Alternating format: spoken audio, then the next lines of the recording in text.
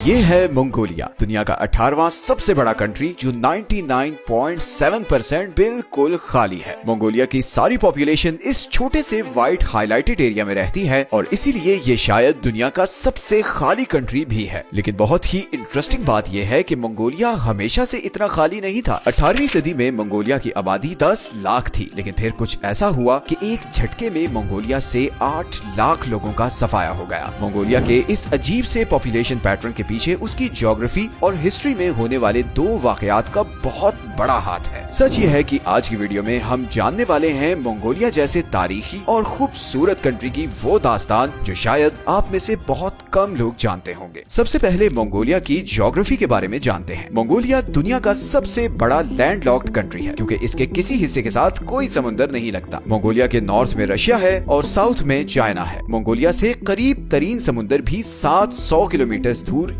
Yellow सी है और यही वजह है कि इंडियन और पैसिफिक ओशन से आने वाली मॉनसून विंड्स बहुत कम यहाँ तक पहुँचती हैं और इसी वजह से मंगोलिया की सारी सदर्न साइड पर रेगिस्तान है और यहीं पर एशिया का सबसे बड़ा और दुनिया का 5वां सबसे बड़ा गोबी डेजर्ट भी है। ये रेगिस्तान अपने आप में एक बहुत बड़ी मिस्ट्री है। यहाँ पर एक्सट्रीम मौसम होता है। सर्दियों में टेम्परेचर -38 डिग्रीज तक गिर जाता है और गर्मियों में 42 डिग्रीज तक पहुँच जाता है। यही गोबी डेजर्ट मंगोल एम्पायर का स्ट्रेटेजिक सेंटर भी रहा है। चंगेज खान की सारी मिलिट्री कैंपेन्स इसी रेगिस्तान से बाकी दुनिया को जाती थी और इन्हीं टफ कंडीशंस की वजह से मंगोल वॉरियर्स दुनिया में सबसे टफ और खूनख्वार माने जाते थे। गोबी डेजर्ट के बारे में ये भी मिथ मशहूर है कि चंगेज खान इसी डेजर्ट में कहीं दफन है। इस सदर्न साइड के खुश्क होने की एक बहुत बड़ी वजह ये भी है कि मंगोलिया हर तरफ से बहुत ऊंची माउंटेन रेंजेस में घिरा हुआ है। इधर साउथ में हिमालयाज और फिर ये कुनलन माउंटेन रेंज है जो इस तरफ से आने वाली बारिश की हवाओं को रोकती है। इसी तरह वेस्टर्न साइड पर एल्टाई माउंटेन रेंज है जो वेस्टर्न साइड से आने वाले बादलों को रोकती है। तो अब होता यह है कि सदर्न और वेस्टर्न साइड से आने वाली हवाएं इन ऊंचे पहाड़ों पर ही बारिश बरसाती हैं और मंगोलिया की वेस्टर्न और सदर्न साइड पर बस खुश्क और ठंडी हवा ही पहुंचती है और इसीलिए ये जो वेस्टर्न और सदर्न मंगोलिया है ये रहने के काबिल ही नहीं है और हमेशा से ये ऐसे ही खाली रहा है। अब आते हैं नॉर्दर्न साइड की तरफ। यहाँ पर 3 माउंटेन रेंजेस हैं। एक है खौफ्सगोल माउंटेन रेंज, उसके नीचे है खानगाई माउंटेन रेंज और फिर ईस्टर्न साइड पे है खेंटी माउंटेन रेंज और ये तीनों माउंटेन रेंजेस मिलकर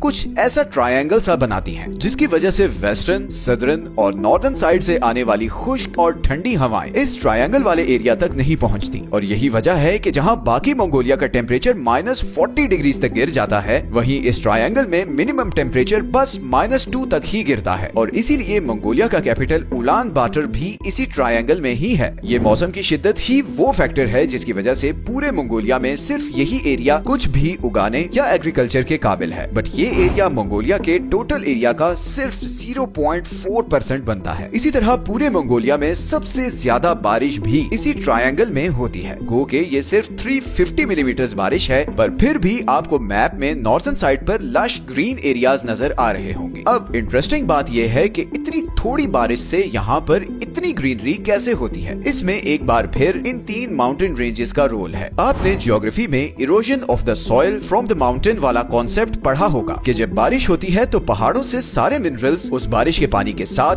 नीचे वैली में आ जाते हैं जिससे नीचे वैली की मिट्टी बहुत ज्यादा फर्टाइल हो जाती है। ऐसा ही कुछ इन 3 माउंटेन रेंजेस की वजह से होता है और इसीलिए आपको यहाँ ये लश ग्रीन एरिया नजर आ रहा है। तो अभी तक तो हमने देखा है कि कैसे ज्योग्राफी की वजह से मंगोलिया के सिर्फ 0.3% एरिया पर सब लोग रहते हैं, लेकिन मंगोलिया के इतना खाली होने की एक और वजह ये भी है कि यहाँ पर इन जनरल पॉपुलेशन ही बहुत कम है। लेकिन इसकी क्या वजह है? हालांकि वीडियो के शुरू में मैंने आपको बताया था कि 18वीं सदी में मंगोलिया में 10 लाख लोग रहते थे मगर फिर एकदम 8 लाख लोग मतलब मंगोलिया की 80% पॉपुलेशन खत्म हो गई और सिर्फ 2 लाख लोग बच गए और तब से लेकर आज तक मंगोलिया की पॉपुलेशन ग्रोथ वो रेट अचीव नहीं कर सकी जो 18th सेंचुरी में था। तो आखिर ऐसा हुआ क्या था 18वीं सदी में? ये कहानी शुरू होती है साल 1200 से जब मंगोलिया कुछ ऐसा दिखता था और यहाँ पर चंगेज खान का राज था और ये राज पैसिफिक से कैस्पियन सी और रशिया से लेकर तिब्बत तक फैला हुआ था। लेकिन फिर चंगेज खान के मरने के बाद ये पूरी मंगोल एम्पायर छोटे छोटे पार्ट्स में बट गई। अब मंगोल्स बरसों वॉर्स और खून खराबा करके के थक चुके थे और वो अमन की तलाश में थे। और ये वही टाइम था जब बुद्धिज्म इधर इंडिया से फैलता हुआ इधर सेंट्रल एशिया तक पहुंच चुका था। बहुत सी मंगोल एम्पायर्स बुद्धिज्म से इम्प्रेस होकर उसे इम्ब्रेस करती गयी। आज का मंगोलिया जो उस वक्त जंघार डिनेस्टी के कंट्रोल में था, वहाँ भी बुद्धिज्म तेजी से फैलने लगा और ऐसे ही कई 100 साल गुजर गए। फिर 1636 में इधर north eastern Chinese province Manchuria में चिंग डिनेस्टी की शुरुआत हुई। चिंग मंगोलों के खून के प्यासे थे क्योंकि बरसों मंगोलों ने उन पर राज किया था और उनकी जमीन भी हथियाई थी। अगले सिर्फ 50 सालों में ये चिंग डिनेस्टी नॉर्दर्न चाइना और सदर्न मंगोलिया को कॉन्कर करते हुए इधर जंघार डिनेस्टी के बॉर्डर तक पहुंच गई। जंघार डिनेस्टी इस वॉर के लिए रेडी नहीं थी क्योंकि इतने साल बुद्धिस्ट आइडियोलॉजी में गुजारने के बाद वो किसी भी वॉर के लिए रेडी नहीं थे और इसीलिए 1755 से 1757 के बीच चिंग डिनेस्टी ने जंघार डिनेस्टी को लगातार वॉर्स में शिकस्त दी और 8 लाख लोगों को मार डाला। इस वाक़ये को आज भी जंघार जेनोसाइड के नाम से जाना जाता है। इसके बाद मंगोलिया पहले चिंग डिनेस्टी और फिर सोवियत यूनियन के कंट्रोल में रहा, मगर उसकी पॉपुलेशन ग्रोथ दोबारा कभी रिकवर नहीं कर सकी और जाहिर है इसकी एक वजह तो 8 लाख लोगों का मारा जाना था और दूसरी वजह थी बुद्धिज्म। मंगोलों में बुद्धिज्म अडॉप्ट करने का सबसे बड़ा नुकसान ये हुआ कि हर 3 में से एक मर्द मंक बन जाता था और वो सारी जिंदगी शादी नहीं करता था। गो के सोवियत यूनियन ने बहुत सी पॉलिसीज से इस बर्थ रेट को बढ़ाने की बहुत कोशिश की और वो बहुत हद तक कामयाब भी हो गया। शादीशुदा कपल्स को कैश फंड और कुछ केसेस में तो घर भी दिए जाते थे और इसी वजह से वर्ल्ड वॉर 2 के बाद से मंगोलिया में बर्थ रेट लगातार बढ़ता गया है। लेकिन फिर भी मंगोलिया को जो घाव 18th सेंचुरी में लगा था